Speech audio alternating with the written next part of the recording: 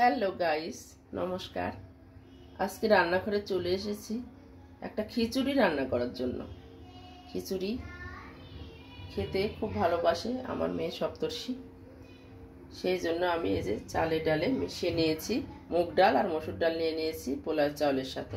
এদিকে তার সাথে হবে চাকা বেগুন ভাজা, পটল ভাজা, টমেটো সহ পেঁয়াজ রসুন আদা সব কিছু রেডি করে রেখেছি, কাঁচামরিচ, সবজি খিচুড়ি লেবু দিয়ে এবং বাদাম ভাজা দিয়ে খেতে অসাধারণ। আমি প্রেশার কুকারে রান্না করব দ্রুত সময়ে। এখন সরিষার তেলে পুরো রান্নাটাই হবে।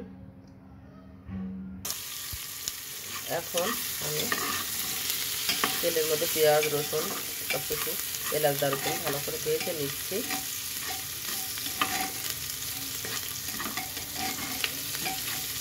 প্রেশার কুকারে রান্না করা খুবই সহজ এবং দ্রুত সময়ে হয়ে যায়।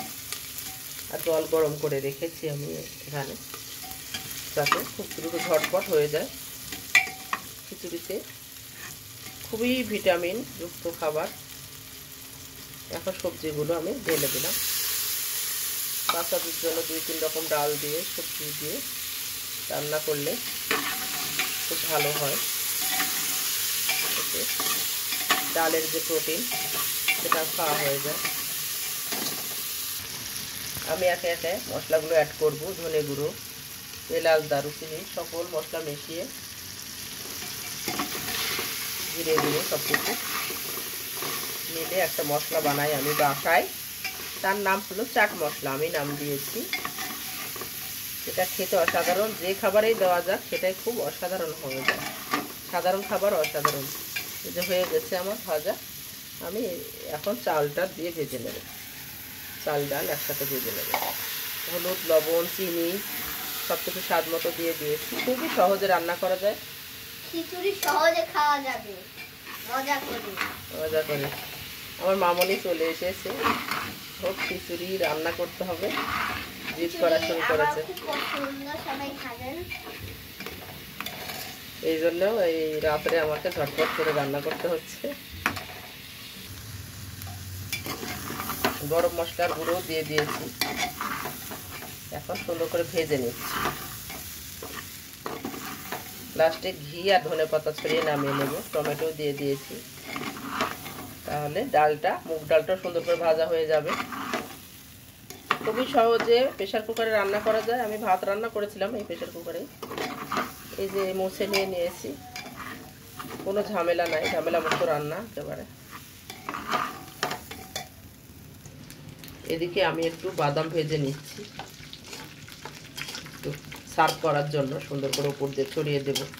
আর বাদাম ভাজা দিয়ে খেতেও খুব ভালো লাগে। আর সাথে আমি বেগুন ভাজাও আর পটল ভাজাও করব। এই পোলা চালের খিচুড়ি দিয়ে খুব ভালো লাগে বেগুন ভাজার সাথে, পটল ভাজার সাথে। আমি একটা ডিম পোস্ট করে নিচ্ছি গার্নিশিংয়ের জন্য। কুসুমটা ওরকমই থাকবে। ডিমটা এখন একটু বেশি তেলেই করছি, এরকম করে নিতে হবে। এদিকে চাউলটা এবং ডাল ভাজা হয়ে গেছে। চাল যতখানি তার ডাবল জল দিয়ে দিতে হবে, তারটা একটু বেশি দিতে হয়। পোলাওয়ের বেলা এই মাপ। আমি 300 গ্রাম মতো চাউল নিয়ে নিয়েছি, সব মিলিয়ে প্রায় হাফ কেজির কাছাকাছি। তাহলে 1 কেজি জল, আর একটু বেশি দিতে হবে, কারণ খিচুড়িতে একটু জল বেশি টানে। মুখে রুচি না থাকলে, এখন সবারই প্রায় ভাইরাল ফিভার অর্থাৎ জ্বর ঠান্ডা বিভিন্ন কিছু খেতে ইচ্ছা করছে না, সেই ক্ষেত্রে এরকম একটুখানি মুখরোচক খাবার খেলে ভালো লাগে। সেই জন্য আমি খিচুড়ি রান্না করতেছি। মোটামুটি একটা পরিমাণ মতো জল আমি দিয়ে দিলাম। এখন একটা ফুটে উঠেছে। আমি এখন ঘি দিয়ে দেবো হাফ চামচ মতো। ঘি দিয়ে খেতে খুবই ভালো লাগে। সপ্তর্ষি গানের প্র্যাকটিস করছে। এখন আমি ঢেকে দিয়ে 2টা সিটি দিয়ে 10 মিনিট দমে রেখে দেবো। তারপর গরম গরম পরিবেশন করব। এই যে তেল রয়ে গেছে, এদিকে বাদাম ভাজা আর ডিম পোচ আমি করে রেখেছি গার্নিশিংয়ের জন্য। এইদিকে মশলা বেগুন ভাজবো, একটু চাউলের গুঁড়ি ছড়িয়ে দিয়েছি, এতে না ভাজাটা অনেক সুন্দর লাগবে। চাকা বেগুন ভাজা এইভাবে যদি আপনারা একটু গুঁড়ি দিয়ে ভাজার খুব মুড়মুড়ে হয়। তেল কম চষে এরকম একটা টিপস শেয়ার করব। এইটা লবণ দিয়ে কেটে আধা ঘন্টা একটু ভিজে রাখলে ভালো হয়, তাহলে তেল কম চষে। আর আরেকটা পদ্ধতি হলো চিনি, কয়েক দানা চিনি দিয়ে মাখিয়ে নিতে হবে বেগুন পটল যাই আমরা ভাজি না কেন, অল্প একটু, যাতে মিষ্টি না হয়, অত স্বাদও বাড়ায়, তেলও কম লাগে। এখন তেলটা গরম হয়ে গেছে, আমি দিয়ে দিলাম এই যে চাউলের গুঁড়ি দিয়ে আমি সুন্দর করে মাখিয়ে নিয়েছি, তাহলে মুড়মুড়ে হবে। সহ আমি বলে দিয়েছি লবণ জলে ভিজে রাখতে হবে বেগুনটা কেটে, আর একটু চিনি দিয়ে মাখিয়ে নিতে হবে, তাহলে তেলটা কম শোষণ করবে। সুন্দর করে আমি ভেজে নেব। খিচুড়ির সাথে খেতে চাকা বেগুন ভাজা অসাধারণ। এখন আমি বেগুনগুলো উল্টিয়ে নেব। এই যে উপরে যে চাউলের গুঁড়িটা ছড়িয়ে দিয়েছিলাম মশলা সহ, সেই জন্য এর টেস্ট অনেক গুণে বেড়ে যাবে। বেগুন ভাজিয়ে আমরা অনেকেই খেয়েছি, কিন্তু এইভাবে ভেজে দেখবেন। হলুদ লবণ একটু মরিচের গুঁড়ো দিয়ে মাখানোর পরেই মশলা আর এই চাউলের গুঁড়ো দিয়ে মাখিয়ে নেবেন, দেখবেন কত টেস্টি হয়।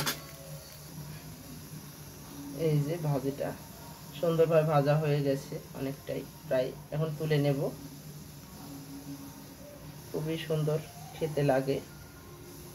একবার হলেও এই বেগুন ভাজা দিয়ে আপনারা খেয়ে দেখবেন। পটল ভাজা, বেগুন ভাজা, বাদাম ভাজা এবং ডিম পোচ, ডিম ভাজি, এগুলো দিয়ে। আমি এদিকে সার্ভিং বোল নিয়ে নিয়েছি, সার্ভ করব। এটা খুলে নেব ঢাকনাটা।